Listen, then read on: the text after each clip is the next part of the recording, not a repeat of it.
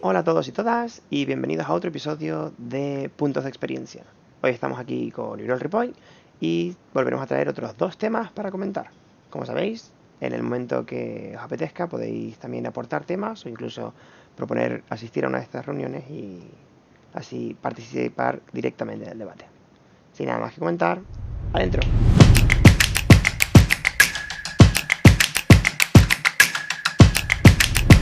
Bueno, Uriol, me toca empezar a mí y hoy te Te toca traigo a un ti. juego que la verdad que me está gustando un montón.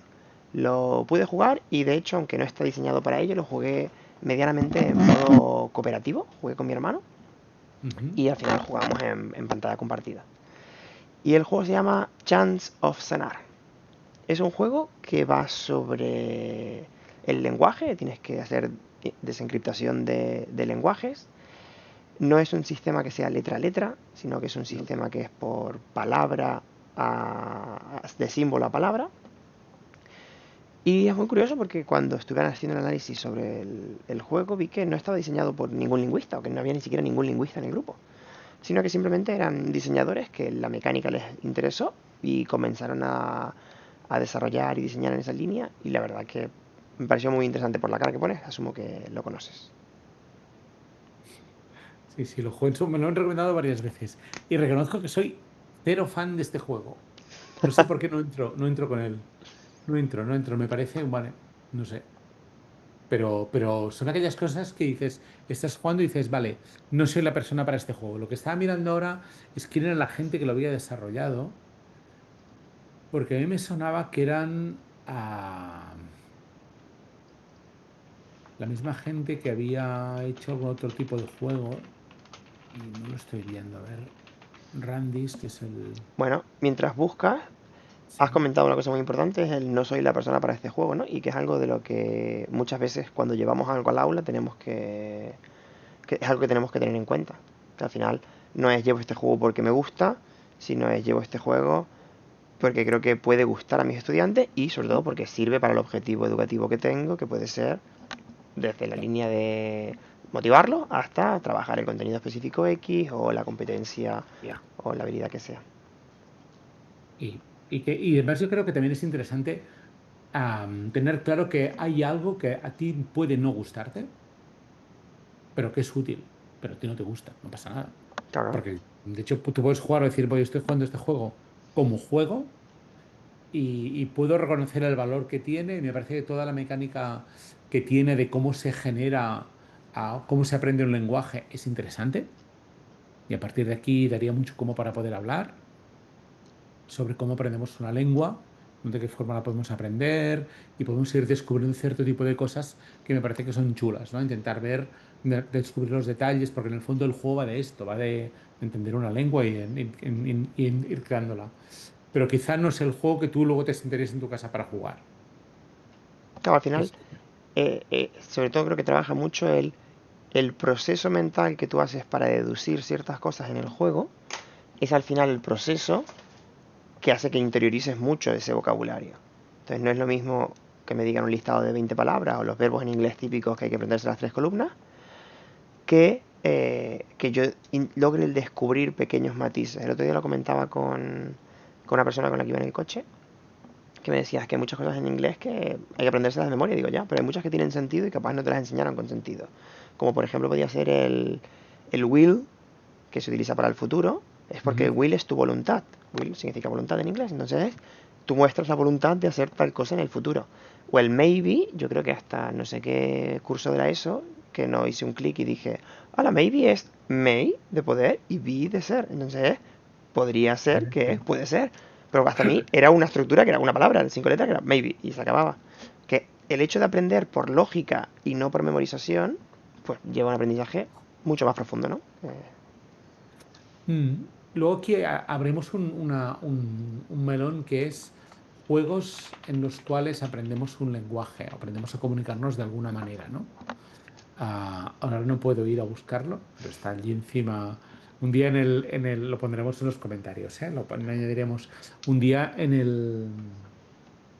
a hacer el café y el chico de la cafetería me recomendó un juego que sirve para inventarte un lenguaje y aprender a utilizarlo. Hostia. No lo he probado nunca, pero me parece la idea interesante. Pondremos en los comentarios para que quien quiera lo pueda explorar. Creo que es interesante todo este proceso de cómo se aprende algo, ¿no? Está casi un juego de metacognición. ¿De qué forma estoy haciendo algo? ¿Cómo lo estoy aprendiendo? ¿De qué manera me incorporo las nuevas cosas a mi manera de hacer? Y esto podemos luego a partir de aquí disparar, ¿no? Como con muchas obras tanto del cine como de la literatura donde se encuentran civilizaciones y tienen que hablar entre ellas, ¿no? O cómo se descubre una lengua, o cómo, por ejemplo, encontramos juegos tradicionales, juegos de mesa tradicionales de hace miles de años que dices, ¿cómo sabes cómo se juega? Pues me lo tengo que inventar, porque no hay las reglas escritas. O se infieren las reglas a partir de, ¿no? Y eso pasó una vez con el Real Juego de Ur. No sé si tú conoces el Real Juego de Ur. No sé. De hecho, como juego, claro, como juego se conoce que es el juego de mesa más antiguo de la historia, con lo cual no es el mejor. Te lo digo ahora, es un juego de recorrido, que tiene poco interés. Lo podemos ver en el British como tablero, claro, un juego de ricos, ¿no? Entonces, hay un tablero de ricos y los británicos, que son especialistas en llevarse cualquier cosa, se fueron a Mesopotamia, a lo que antes era Mesopotamia, a la antigua ciudad de Ur, y se llevaron el juego. Y explica Irving Finkel es el conservador de juegos del British. Él es un gran especialista en todas las lenguas de Mesopotamia y tal. Tiene algún vídeo súper interesante ah, de cómo funciona ese juego, cómo se juega, y hasta él le explica cómo lo descubrió, ¿no? Y hay un momento que él está leyendo unas tablillas ah, en sumerio, ¿no? Debe ser sumerio, ¿no? No sé. De esto no tengo ni idea, pero estaba leyendo, pongamos en sumerio, y él te dice, hostia, todo como son transacciones comerciales, pero aquí hay algo que parece un juego. Esto parece las instrucciones, no estoy entendiendo, lo parecen las instrucciones de un juego. Y tenía un colega allá y le dice, mira, mira lo que dice esto. Y el tío le dice, ven, ven, ven conmigo, ven conmigo. Entonces van a los almacenes, tiquititi, bajan y dicen, mira, mira que en el suelo, en una estatua, en el suelo había el tablero que la tablilla estaba explicando cómo se juega. Entonces, esto que es súper rico porque dices, vale, entonces el señor Irving Finkel redacta las normas, luego ves que los tíos de internet, como esto no lo saben, dicen, ¿cómo se juega el Real Juego de Ur? Y explican otra manera de jugar. Dicen, hombre, pero si sabemos cómo se jugaba, que sabemos cómo se jugaba, Para uno que tiene explica las una normas puestas. tontal, ¿no? Pero lo chulo es esto, ¿no? Es decir, a lo mejor nos puede dar como, ¿qué pasa cuando estamos aprendiendo una lengua diferente? Nos llega un juego, no sabemos cómo se juega, cómo podemos hacer una hipótesis, y en el fondo es maneras de cómo formulamos hipótesis para, ¿no? Y a partir de aquí podemos vincular con muchos tipos de aprendizajes diferentes. Bueno, entonces desde este punto de vista el videojuego Tiene sus partes positivas. tiene su parte positiva. No, no, y además, si entras en su página web, las valoraciones son 10 sobre 10, 10 sobre 10, 10 sobre 10, con lo cual soy yo. No, no, no, no es el juego, soy yo que no entré. Lo probé un par de veces. Yo la cosa que sí que me costó mucho, pero bueno, la motivación pasó por encima de eso, fue los mapas. Para mí los mapas, por la necesidad que tienen de que puedas observar ciertas partes del mapa, a veces salen de la lógica de la perspectiva que te tendrían que mostrar. Y entonces tú entras por la izquierda, pero luego no sales exactamente por la izquierda. Y entonces generarte como el pensamiento del diseño 3D de cómo está hecho el mapa es complicado. Y ves los mapas que están hechos por gente en papel en internet, que la verdad que no lo pensé en ese momento, pero tiene mucha lógica, que son cuadrados con el nombre de las salas y unidos con flechas como un esquema. Y ya, para menos así sería, porque hay veces que pasabas dando vueltas y vueltas y vueltas hasta que te acordabas que había una puertita que no sé qué. Pero bueno, eso eran ¿Ves? anécdotas Es dentro del otra cosa juego. interesante. Hace unos años estuvimos, en el 2020 debía ser, era pandemia, con los alumnos del máster cuando lo hacíamos en Barcelona. eh, Se puso de moda jugar al Among Us. Buah, ¿verdad? Entonces dijimos, vale, no hay problema, vamos a ver qué es lo que tiene de positivo el Among Us, ¿no? Es decir, desde la óptica educativa, ¿qué le podemos sacar? Que a todo esto, Entre, el juego llevaba hecho en la vida y dio que dos youtubers se pusieron a jugar y entonces, bueno, el juego pasó a ser la panacea. totalmente, totalmente, y me parece magnífica esta idea. Esto ha pasado con varios juegos, ¿eh? Sí, sí, Que lleva sí. la vida hecho. Pasó con Angry Birds, ¿no? Pasó con Fortnite, pues se hizo un restyling. Bueno, am, y claro, nos encontramos gente, en general, del mundo de la educación, pero desde perspectivas diferentes. Entre las perspectivas había un chico, Jordi, que es arquitecto, y nos hizo un análisis desde el punto de vista arquitectónico, ¿no? De espacio. ¿Cuál es el recorrido ideal para moverte dentro del tablero? Entonces dices, es que siempre vamos a los mismos sitios de la misma forma, ¿no? Y qué interesante cuando nos encontramos en un proceso creativo desde la mirada educativa, personas desde ópticas diferentes. Bueno, de hecho, mucho de lo que se trabaja ahora, ¿no? Es el hecho de poder tener grupos colaborativos en los que cada uno aporta su parte y eso genera una construcción mucho mejor. Claro, entonces esto liga un poco con las competencias para el siglo XXI, ¿no? Si cuando estamos educando, educamos desde las competencias para el siglo XXI y tenemos claro, por ejemplo, que la comunicación es un valor importantísimo, que el trabajo en equipo es un valor importantísimo, ponemos en valor que no es lo importante que sean personas una al lado de otra, sino sean personas que tengan como miradas diferentes, que eso es chulo, que tienen que trabajar conjuntamente, porque van a aportar mucha riqueza. Claro, el problema que se genera es que muchas veces en el aula, o sea, cuando tú haces esto en grupos enormes, pues claro, entre 2.000 personas o 5 millones de personas, es muy fácil que encuentres 5 que despunten en una cosa. En el aula, pues, es mucho más difícil. Totalmente, ¿no? Y además que en el aula hay otra cosa que es, yo no quiero trabajar con este, que eso es la otra cosa, ¿no? Y dices, ya, pero con este no trabaja bien. Bueno, claro, pero realmente es algo que podríamos empezar o podríamos tenerlo siempre presente, ¿no? A mí me pasa mucho con los alumnos en la facultad, en el grado, que ellos siempre van con la misma gente. Y el primer día les decimos, si tenéis que aprender a diseñar juegos, cuanto más rica sea la variedad de personas con que os encontréis, mejor, porque más rico será lo que vais a hacer. Ujú. A ver. Voy a marcar para tener el tiempo para ir viendo cómo vamos también. Vamos, sigue te toca marcar tema a ti, así no Yo, te... yo voy a hacer como la publicidad peor de la historia.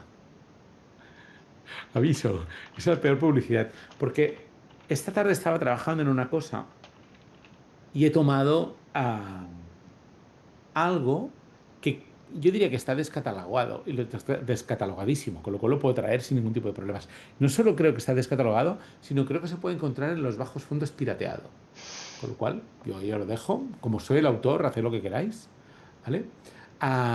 Pero, pero me parece interesante porque me ha hecho pensar mucho, ¿no? Es un libro que se llama Manual de Juegos. Mira, un tochaco de ¿cuántas páginas tiene esto? Ahí la página web aún aparece, ¿eh? Pero yo no sé si se puede comprar. Tiene como 575 páginas. ¿Sí? Nada, Y me lo que recuerdan hicimos que tenía aquí, de 1.000 juegos de cartas.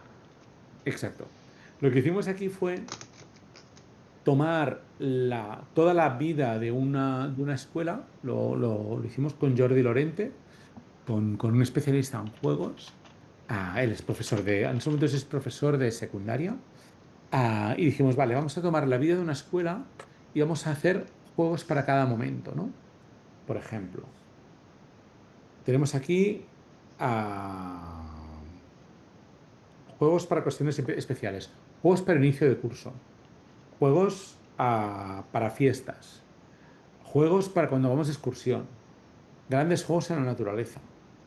Cuando estemos unos campamentos, unas colonias, hacemos juegos de noche, para cohesionar el grupo, para juegos en el aula. Estamos en clase, está lloviendo y no podemos salir al patio. Vale, con papel y lápiz, con cartas, con de mesa, de tablero, de mesa, pero de mesa sin material. Juegos en el patio, ¿no? Creación de juegos, creación de, de elementos de juego. Juegos para trabajar la expresión corporal. Juegos de lenguaje con el diccionario. Juegos para memorizar temas. Juegos que tienen que ver con la música, con las mates, con las sociales, ¿verdad? Esto estamos hablando que lo hicimos como el año 2005, algo así, o algo así. A lo mejor era antes, ¿eh? ¿Cómo ha cambiado que ahora parece que cuando vas a buscar todos los juegos que nos planteamos para hacer en el aula son comerciales? Y esto es lo que traigo. Es decir, todo esto, el presupuesto era cero. 600 páginas de juegos con un presupuesto, bueno, una baraja de cartas, ¿vale? Puedes permitírtelo, ¿no? Entonces, y es algo que en el momento en que tenemos presente de qué forma entrar en el juego en el aula, no va de presupuesto, va de talento, ¿no? Claro, pero también ahí puede intervenir mucho el bagaje, ¿no? De las personas. Yo, por suerte, al venir de educación física, tenemos un gran bagaje de juegos, pero hay mucha gente que capaz no tiene tanto ese conocimiento. Yo tengo el bagaje de juegos, más el bagaje del jugar, gustarme jugar, que por eso tengo tantos juegos aquí arriba, más los videojuegos, y todo eso te nutre para luego poder hacer o invenciones o combinaciones. Y capaz también un poco en lo que decíamos en la otra de las charlas sobre el seguir las tendencias, cuando lo que quieres es seguir las tendencias y que no es algo capaz que te salga tanto dentro, aunque no tengas tanto conocimiento, ahí es cuando se genera, pues tengo que coger de aquí o de aquí o de aquí. Y al final, es lo que tú decías, ¿no? Si cogemos juegos comerciales, tenemos el problema de que no puedo tener un juego para cada grupo de estudiantes y se me generan muchísimos problemas. Pero no tiene por qué ser comerciales. A veces también es, en vez de crear yo, siempre pues busco en Geniali un juego que tal, o busco en Instagram a alguien que lo ha publicado ya, y sería mucho más útil el poder, porque también a veces que lo puedes requerir en un momento y no tenerlo. Entonces, tener tu mochila llena de esos juegos es muy, muy importante. También te Bueno, diría pero que tu libro podría ser un Excel ahora mucho más fácil de buscar. sí, sí, sí, sí. Pero ahora vete tú a saber. Esto no sé ni en qué está escrito. A lo mejor estaba escrito en WordPress. Vete tú a saber ni dónde está, ¿no? Pero yo creo que es algo de reivindicar, ¿no? Estoy de acuerdo contigo, el bagaje de cada uno. Pero en el día que decidimos, yo pienso que la gente que nos dedicamos a la educación, hay un día que decidimos cuál es nuestro lenguaje. No hay un lenguaje mejor que otro. Hay gente que dice, mi lenguaje es la narración. Es el mundo de la literatura, de la narración. Perfecto. Alguien que dice, no, mi lenguaje es todo lo que es plástico, artístico, ta, ta, ta. Vale. Hay gente que no tiene no decide nada. Bueno, como en la vida hay gente que decide no decidir, ¿no? Pero que la gente, cuando la gente decide, vale, si es mi lenguaje es el juego, hostia, tengo que llenar mi mochila del número máximo de juegos posibles. Pero ese tiene que ser el orden. ¿Qué quieres decir? He decidido que mi lenguaje va a ser el juego, entonces voy a llenarme la mochila de juego. ¿No tendría que ser al revés? No, no, puede ser puede ser, yo por ejemplo en mi caso, mi lenguaje era el juego, llené mi mochila y luego me dediqué a la educación. Entonces yo el primer día que entré a una clase, tenía la mochila llena de juegos porque era mi lenguaje. Claro, pero Lo eso, había decidido con 12 años, lo pero descubrí con 12 años. no es tu mochila la que marca el lenguaje.